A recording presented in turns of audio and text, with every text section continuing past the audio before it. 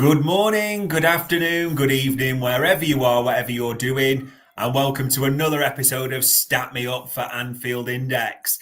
The Reds absolutely hammered West Ham. I could say I'm trying to avoid a pun, but I'm really not there. It was a great result in a 5-0. There's them from down the East Lancs Road coming up this weekend as well. We're not going to get into the off-the-field drama because that's for another show and for another day, but very excited to be involved in this one, but I'm hoping you're going to come with a load of good stats for West Ham. Give us that sort of build-up, aren't we? Yes, mate. I mean, I think I said when I put it out this week, a performance fit for a king, and it certainly was. I mean, it was a very good way to send off. Everyone's been doing the whole kind of end of 2024 and all this watch your moments, but I think ending that with that kind of performance was outstanding. Really, the boys were just on it from minute one. Well, apart from there, they had a really early chance, but yeah, it was good. I thought it was a very good performance. Very good performance. Yeah, so much to like about this. They were absolutely hammered, and we'll get into it, Bart, because it's an interesting one, the West Ham, because I looked at it before and we talked before, which I'll give you due. You called about the shot volume and different things, but I might be wrong on this. I'm expecting sheer dominance across all the stats because that is just the way it felt in this game. Yeah, I mean, your top line stuff here, as we kind of always kind of do, is 52% possession to 48 for West Ham. So not massive, but the big key thing, as we always trying to say on UP and on this show as well, is we look at field tilt, which is how much time you spend in your attacking third on a split. And we spent 65% of that possession in the final third, which gives you a good indication. If we look at how we did, we had 22 shots to their 7. They had no shots on target. We had 13, which is pretty dominant, if I'm being honest with you. We had 17 shots in the penalty box. Penalty box touches, we had 45 to their 18. There's just 8 big chances to 1. These are big numbers considering we're away from home. Even the big sides change a little bit when they go away from home. 3 just under 3.2 xg to less than 0.4. So that's in and around one big chance we let them have, but as a total, not as in individual snippets. Threat 2.6 for us, 1.2 for them. So that's how much the areas of possession we got into, how highly they were valued in a big matrix about what is the expected to develop a chance from those areas. So we were converting it at the magical 120 is around the mark where you start. Yeah, it is dominance. Okay, so that's a really good mark, and to keep them below 30% is also exceptional. Just to roll it down, now we often talk about halves as a split. First half, 27 penalty box touches to 6 for them. We had 8 shots on target, 12 in total. They only had 3. We created 1.64 xg. They had 0.12. And then in the second half, we continued that kind of dominance. We had 18 penalty box touches there, 12, so a little bit less. We changed the tactics a little bit, which I'll come on to show you a bit more later on. Still didn't let them have anything on target and dropped off our shot volume a little bit by 2, which is not a lot, but still created about 1.5 xg. So there are some really good moments in there. Looking at your sort of game states, if you like. So when the game was drawn state, we didn't let them create any xg. When we took a 1-0 lead, we let them have 0.1 xg, which is like a shot from outside the box at an angle, right? Give people an idea about what the quality of that shot is, or just on the edge of the 18. And then as soon as we'd got over 2 goals in front, which is typically the point at which we just stay and we change tactics, we let them have the most amount of xg and the most amount of threat they had in the game. So yeah, it's the typical trend with our tactics. And in terms of penalty box touches, they had 5 before we'd got to garbage time. So once we got to 2-0 and ahead, we then let them have 13 penalty box touches. But before that point, we let them in our box 5 times, which is just mind blowing considering we're away from home.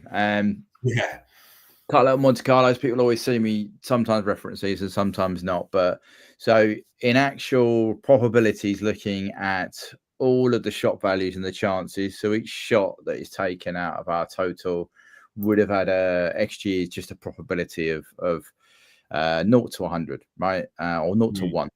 Yeah, so it's probabilities of what, in terms of looking at tens of thousands and thousands and thousands of shots with the XYs, looking at whether you got a defender in the way or two defenders or a keeper or the angle. Every shot in the Premier League and in Europe is assigned a probability that will lead to a goal from that shot. Okay, so that's how XG comes about. Now, the way these two graphics are done is then taken out on and using a simulation called Monte Carlo, which, if anyone knows anything about probabilities, you're going to work out it's going to come from casinos and making money. Yeah. And that's where it gets its name from. Fundamentally, the casino is looking at how you look at probabilities of various of the games and how likely they are to lose and win. And what you can apply it to several different situations. In this one, we've done it to sport, in football, and you're just looking at the probabilities of the chances and saying, right, is it likely that with us creating, if you convert 3.14, I think our XG, so that's 314%. Yeah. How likely are we to get a goal out of that? And how likely is it that the opposition with their 1 point, although will they get in the total in the end? 1.2 are to score. Yeah. And you look at it at an individual level. So how likely is that 0.1 going to go in? So 0.1 would be a 10% chance, right? So that's 1 in 10. So how likely is it that will go in and Liverpool won't score any of their chances that are around any of those others, right? So that Monte Carlo does that in a very, very methodical algorithm, that posh word that we all hear about with AI and the rest of it. So that's what Monte Carlo does. And the other thing you need to know with the Monte Carlo is it's not just run once. So typically Opta and all your supercomputers you see out there that work out who's going to win the league and the rest of it, they do it 10,000 times. So they play this game or the season, you look at those probabilities 10,000 times. So it takes a lot of computing power. And then it spits out and says, right, how many have you got in for this? So this one here is typically, it'll tell me how many times would the score be 1-0 to West Ham. So in 10,000 probabilities, there is a likelihood that West Ham could have won that game 1-0, right? At 1%. So 1% out of 10,000, West Ham with a 1.1 with 1-2 would have won the game, right? Nicked it, would have been daylight robbery, but that's in terms of probabilities, it happens, right? The most likely, looking at Monte Carlo, is actually 3-0 to us. Okay, so that's looking at the strength of some of the chances we had. I think we had about 0.4, a couple of 0.2s chances. So they're like 2 in 10 or 4 in 10. Yeah. So you look at those kind of things, and that's where it would have worked out and gone, well, 19% of the time you end up with 3-0. 5-0 is 8%, which again is not too long, but it just gives you an idea about that. Probably some of those chances were the value of player. So you look at XG, so people talk about the post shot as well, which is the more a measure of the keeper, right? So if someone has a 0.2 chance and the post shot goes up to 0.8, they've made that chance better, right? Because they've made it harder for the keeper to score. If it comes down, then it's made it easier for the keeper. And that's where you look at some of the chances. The Monte Carlo doesn't take that into account, I'm just saying. So yeah, you can see here the most likely would have been 3-0. 5-0 is 8%, and that is still more likely than West Ham winning the game.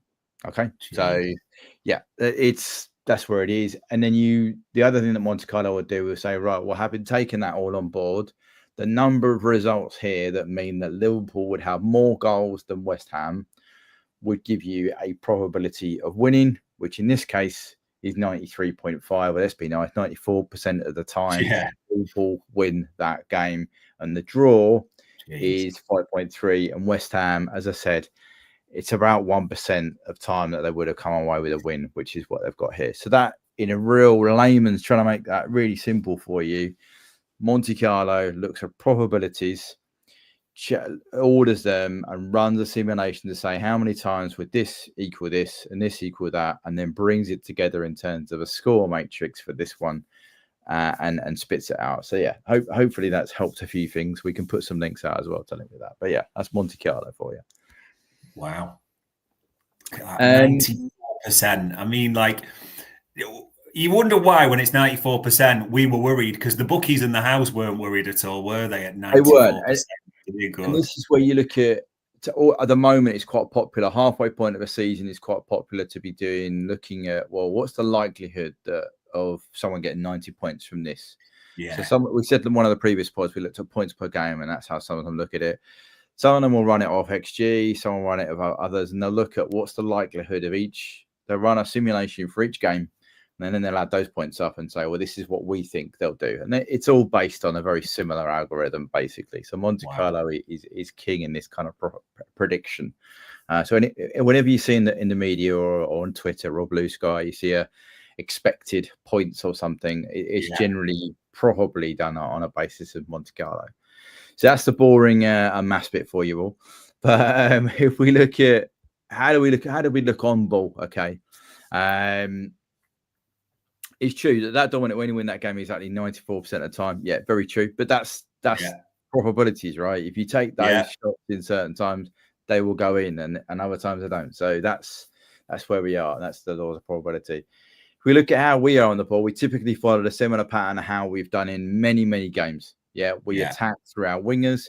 We hold the width out wide, as you can see here. We've got Cody and Mo holding the width beautifully. This is first half. So this includes a substitution here. So that's why you've got Kwanzaa and Gomez in roughly the same area, but that doesn't really matter.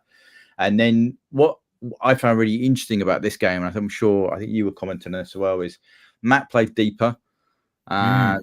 We still had the triangles forming on each side, which is really nice to see. And you've got Diaz often occupying the same space as Cody, which is not a bad thing because it means we can overload on one side and then make movements in the middle, which may not receive the ball, which is why they don't show up here, which would then allow either side to be free. So the roles of CJ, Grav, because he was further forward with with Mac in the six, are really key. You know, CJ was making a lot of third man runs that he didn't get the ball, but it meant that the West Ham defence were kept honest, and it meant they couldn't double up on Mo or Cody. So that's where we are. Second half, a little bit different. A little bit more compact, but we kind of changed our style a little bit from that point. West Ham.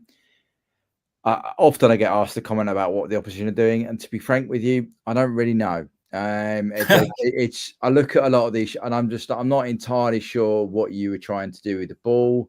I'm not trying to be unkind. I just look at it and say, it looks like they were trying to attack our right back area. Okay, fine. And they had, Kundus was running in areas that he doesn't normally run into, sort of here with Noble. So that was interesting.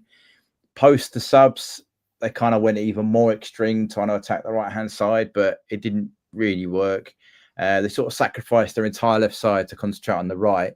They played two fullbacks on that side as well to try and combat Mo and Trent, which didn't really work because we then went, okay, that's fine, but these players are better than yours. So, yeah, it was an interesting game from that point of view. The other side of the ball, should we say, off ball? No, that's APV. Off ball, typically, again, we just trying to go first half, second half. Yep. So we would typically, this is first half, very high in what we do in defensive actions. So we're pushing them high, targeting the fullbacks here. Not really. There's 6 now and again, so 6% of the time we hit their 6, and his partner to his left, I think it's a Brazilian lad, can't remember his name, hit him, but mainly targeting the fullbacks. Second half, again, it was 3-0 at half time, so this is typically the point of time where we just completely sit off and play counter-attack football. And largely we did, left the middle alone. We just kept targeting the fullbacks a little bit because it was there to be done, but largely we sat off, and you see the numbers here increase 11-9 in our back line compared to 2s and 4s in the first half. So a very different approach. The other thing that you will see me add, those who are looking at it, is what we do once we've won the ball. And this is what the comment plot's showing. So this here is saying in the first half, when we won the ball, we typically played it out wide into Cody or Mo, who then played it into the box or zone 14 to find Diaz or Cody, whoever had made the the run that wasn't receiving the ball, if you get what I mean. And on the other side, it was the same sort of pattern with Trent and Mo. So that's what we typically did first half. Second half, because we sat off a little bit, we play a bit more, just playing it into the right half space and saying, go on then, Mo. Just go and do things on the counter. So that's been 2 or 3 games down that same pattern. First half, very concentrated, win the ball, play it wide. Second half, can we now be a bit more strategic because we've got the lead? We'll just play it out into whichever the outlet is at that time. So that's probably the 2 sides of the game. Overall, an incredibly, I would say, dominant performance, a very well-tuned performance, tactically spot on, just to make you feel really good. That's West Ham's XG line, which is effectively flatlined, which like their performance for most of the game. And that's ours, just nicely climbing all the way up to the pretty much last attack of the game, which was Jota. So with a lovely little thing. So yes, a thoroughly well-deserved win for me, with exceptional processing going through that kind of just, I think, highlighted to me, as I said to you previously, is this is a side of Slot I knew he was a good technician. I didn't really expect him to be this good, and I'm happy to hold hands up, be wrong. This is a side of the game I didn't think we could do, or we would be doing at this stage of the season, should we say? I mean, it is crazy. It's the last game before the new year, which we're now in, obviously, Barts. And to be fair, you did call it, because you did say, like, if you look at the sort of statistics, the build-up, you would expect us to have a lot of shots against West Ham. I mean, the crazy thing was that I was actually thinking about it, is we could have been 2 or 3 up, because Areola makes a great save from Salah, doesn't he, early doors? We have quite a few chances. But even just like, I mean, every metric you gave us there, the field tilt, the chances, I mean, probably the best description, West Ham's attack just flatlined. We don't even know really what they were trying to do. Maybe they were just panicking. Is this, when you thinking about games, and I know I'm asking you this off the cuff, is this one of the most dominant we've been all season from what the stats have told you? It sounds weird. West Ham are West Ham, right? And people will always try a caveat with, well, they're not very good. True. But I would say from a stats line perspective, the process we went through, we got a clean sheet. We scored 5 without reply. We largely didn't look troubled at all. I mean, Robbo tried his best to give him half a chance at the beginning of the game, but bless him. But aside from that, I would say, this is one of the most dominant displays we've had. United away was very dominant, but missing a few little bits here and there. But for a whole 90, this is about as close as I've seen all season. Certainly ranks up there. But really nice to see us now hitting our straps, just coming out of this bad challenging period with rotations in defence. We didn't get away with Gomez. He was red zone before the game, and it's one of those. Him, Robbo, Trent, and Grav were all red zone before the game. Unfortunately, we got away with 4 out of 5. Joey's, I don't know, might be out for about 4 weeks or so. So it's wasn't great. But I'm just saying to you, in terms of performance, this was almost like, sign me up. This is what you want to do.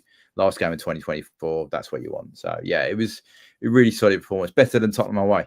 And people were saying Tottenham was a brilliant performance as well. So and Slot would have liked the clean sheet with this one, no 2 ways about it. And people coming in, like you said, this is becoming old hat a little bit, but in the best possible way. Man of the match, Mo Salah was the official sponsors. Carlsberg must hate this, because I don't think Carlsberg have actually, as someone Carlsberg haven't managed to put their logo on the Liverpool website or the sort of Twitter page for ages. Bart, we say this every time. It's almost easy, and it's right. Don't get me wrong. We should never belittle this, to give Mo Salah man of the match, because he was sensational again. But I always like when you give us alternative, because it is fair to call out a few others as well. Yeah, I mean, Mo Salah was, again, absolutely astonishing. I mean, from a statistical point of view, he had about just sort of 9% of our threat creation. He had a receiving success of 98%, which is pretty good considering he's a forward. He's got progressive passes received 10. His passing success was 58 and 60, around 60 mark, which is a little bit low. But again, he takes risks with that, so that's not massively a problem. XG 0.79, post shot, that one I was talking to you about, how he made the chances harder. So he added 0.31, so that's extremely good. Shots on target set at 4. He had total shots of 7, which is immense considering we talk about some other forwards struggling to get 2 shots a game. He's got 7. In terms of just going to give you an idea about, I've got penalty box touches. Yes, I do. Penalty box touches for Mo. He had 19 touches in their penalty box. Wow. 19, which is more than nearly the entire West Ham team had in our box. So it's just duel rate as well. I mean, you look at some of the duels he had as well, 60% duel rate from Mo Salah, whilst also doing all of that attacking stuff. I mean, the way he set Cody Gakpo up, by the way, I've watched that back so many times. I don't even think I could do that in slow-mo against some kids. It was brilliant. A reverse nutmeg and then another nutmeg to another block. He's doing things now that you don't expect players to do. So he was rightly the man of match. But as an alternative, I thought McAllister again had another exceptional game. He, from his position, okay, so remember these are always in association with the position he's in, right? So again, he created pretty much the most EPV for midfielder. He won more duels than any other midfielder. He had more possession, more passes, and more on ball time than most of his other midfielders, right? So he was very, very good. And you're right, McAllister had better on passing turnovers, but he's also in the injury room. You would expect him to. It's opportunity sometimes to be able to do these with. If you look at Mac, where is he? I just lost him there for a minute. At the top, he created nearly 20% of our threat, which is an outstanding number. And that's sometimes because he's a little bit deeper in this game, so saw more of the pitch. But pass success just short of that, 89. 11% of our team possession. So some McAllister for me had another outstanding game, a really, really important game. Just kept things ticking over. He's also coming into form just around a similar time last season. He came into a similar purple patch and got us through some really busy fixtures. Remember Forest away, we clips it to the back post and we get something out of the game. So I think there's some really good performers. Just as a piece, because people like this player. They do. He was probably West Ham's best player on the night, and you can see this is in relation to his team dynamic. He had the most shots for West Ham, not difficult considering the fact that they only had a small number all game. He was in and around the average for on-ball aerials, threat, and possession, but he also won his fair share of duels when he was playing quite hard at the pitch. So it's not a bad profile to be had for Kundus, which is someone that people seem to have an attraction for, maybe, or want a manifestation, maybe, though they want to see it happen for us. But so for me, Mo was clear man of match because of the impact. People always talk about, there's many other things, but goals winning games, and he scored and created too. So for me, that's way important. But Mac at the base of midfield in this game, keeping things ticking over and helping out, I thought equally had an amazing game. So I thought that was good. Just reading a question there from about why when Gomez doesn't play, our defense is better and moves ball quicker. I don't know. I would say our passing is actually better with Gomez playing, but I think our progressive passes has been slightly higher in the last few games. Gomez is a different passer to Konate. He doesn't carry the ball as much as Konate has become, but the different profiles of player. I think Gomez is probably the best covering centre half we have, whereas Konate is extremely front-footed, and therefore VVD takes more of the cover and roll up when those two play, whereas it's slightly reverse for Gomez. Kwanzaa, I couldn't tell you what mould he is. I think he's far too young to have a definite profile. He's not bad on the ball, but I'm not sure whether he's a cover or a proactive really at the moment. But we shall find out against United, because I suspect unless Konate makes a miraculous recovery, Kwanzaa will be playing on Sunday. Yeah, I think we're all expecting that. And I did want to ask you there because, I mean, you're right. McAllister, brilliant. Salah, sensational. We shouldn't just sort of skirt over that. And you're right, the way you phrased it, Bart, this time of the year, it can be challenging because of the amount of games, the way the schedule works. It does seem, though, there's so many individuals. I mean, Van Dijk was brilliant in this one as well, wasn't there? There does seem Yeah. so many of our big names at the moment, doesn't it, are in at the key time of the year at the right time, aren't they? Yeah, I mean, a lot's written in I mean, everyone can read the media. They read the Athletic article, whatever pod you want to listen to, and there's a lot noted on having players who've been there, done it. We have a pretty much entire back five plus a key player up front who have been there and done it and won the league title. They also seven, eight of our starters were pretty much top of the league with a bow. We were top of the league in March last season. So they have experience of knowing how to get through periods of games. They know what they need to put right this season versus last. They know how they feel. The phrase in the grind, this is what it's like when you're playing this many games. Like every few days, you're playing games. Games. We've actually had a pretty good break between West Ham and United. It's been not bad, but generally speaking, it's just players know they just have to get through, get the result, and they also step up for that period because there is a bit saying that if you get through this period, you hit mid-January, February. I don't like predicting too much, but you know roughly what position you'll be in, and it's very hard to lose your position from that point. So I think the players know they're in it now. They know what they've got to do. Yeah. They're just going through it.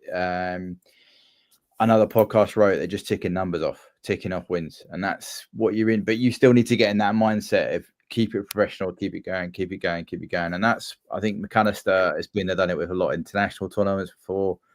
He's got his captain behind him. He's got Allison back now as well. They know what it means to win a league title, and they can see it in May. They just need to get through this period of time. They really need to keep going. Yeah, and listen, if it keeps going the way it is looking absolutely brilliant. I mean that league table, even though it looks like Arsenal will beat Brentford, it still looks beautiful. 6 points clear with a game in hand, and this one, Bart, it's them down the East Lancs Road, isn't it? I mean, they're a weird old team when you look at them in the league. I mean, let's not pretend they've lost nearly half their games. I mean, the retail stats, people, look at that. 21 goals scored, but 26 conceded. You talk about threats. I mean, we don't even know which United players will be available. I mean, Rashford, is there even point in calling him out? Bruno is back. So there is a few goals in there, Bart. But I am intrigued what your stats kind of say around this a little bit, because for me, I look at United, I look at the results they're getting. It's pretty horrendous. They look disorganized. I am intrigued what your XG chart is about to tell us here on this one. So first things first, you have to scroll really far down to find United, but it's here at 14th, just for those who are struggling with that one at that particular point in time.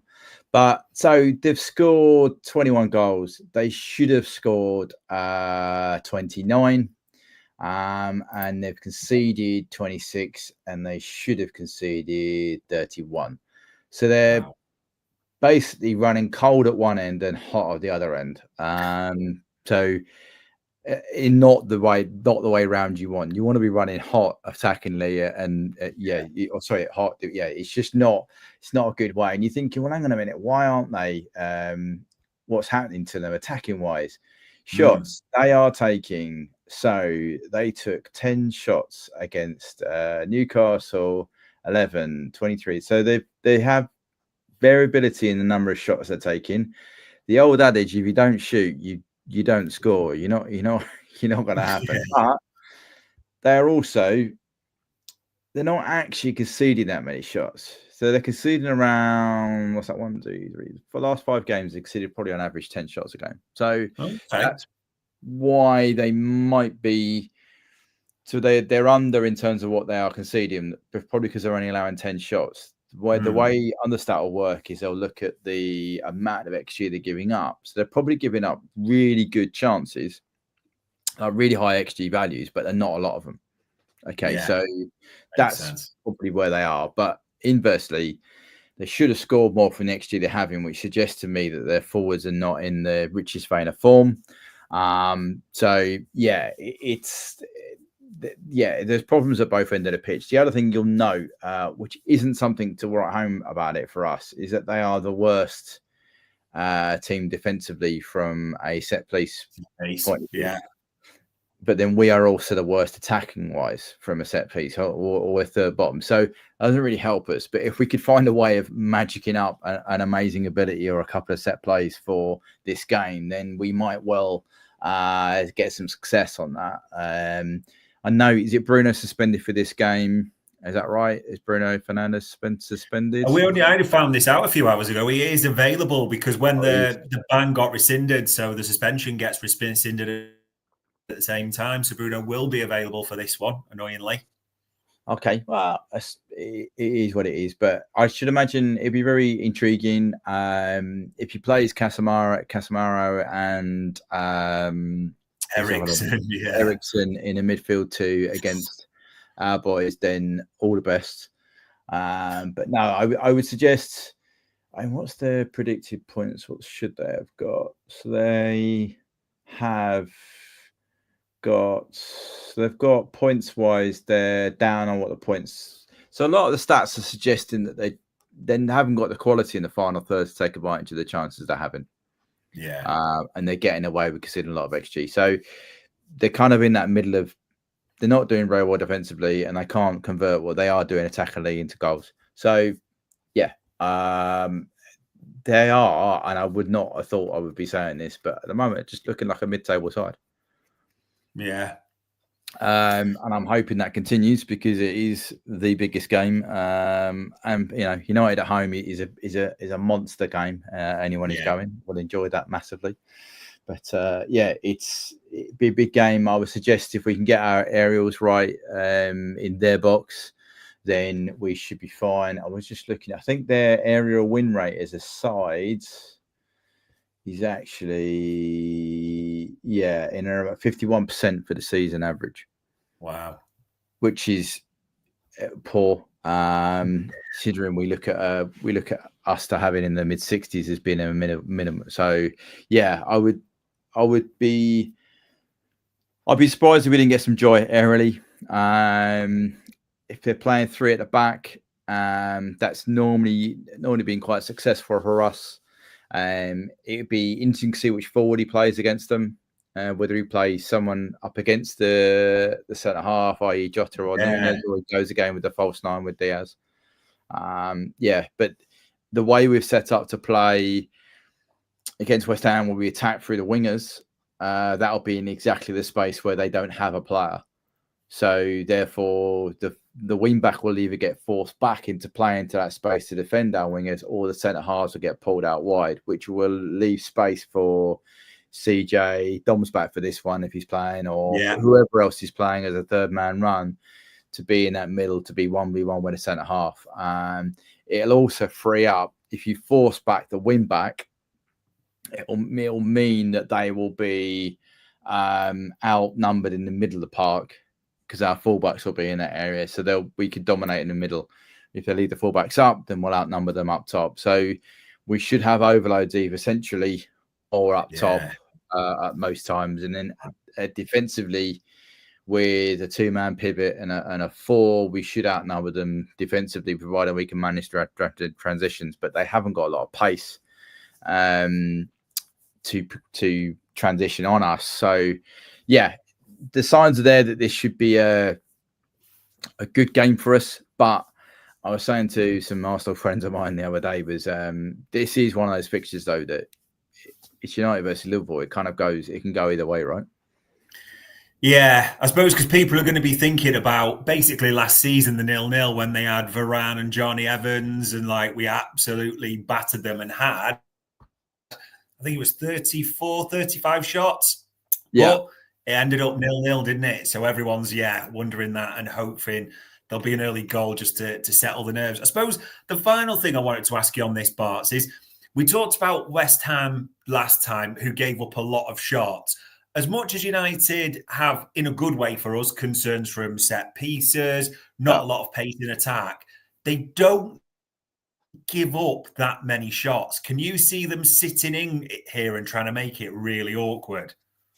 I think personally, it's almost the only way they've got to play. I think they'll try and sit in with a 3 and the 4 in front, and then they'll try and use a transition moment. If Rashford plays, he typically play high and wide. He won't do any defensive work, or he'll play high, and that'll be their out ball. I don't know who else have been playing, to be honest with you. I haven't watched that much. Højlund is not blessed with tremendous amount of pace, but he could be another outlet. Zazibi got pulled off, didn't he, after 32 minutes last game, so he isn't going to play. And Garnacho is out of favour, but back training better, I think. So I don't know. It would be... The only way I can see, unless Almiron is completely and utterly rigid to his tactics, the only way for me that they can come and try and get a result here is to try and sit in and play on the counter.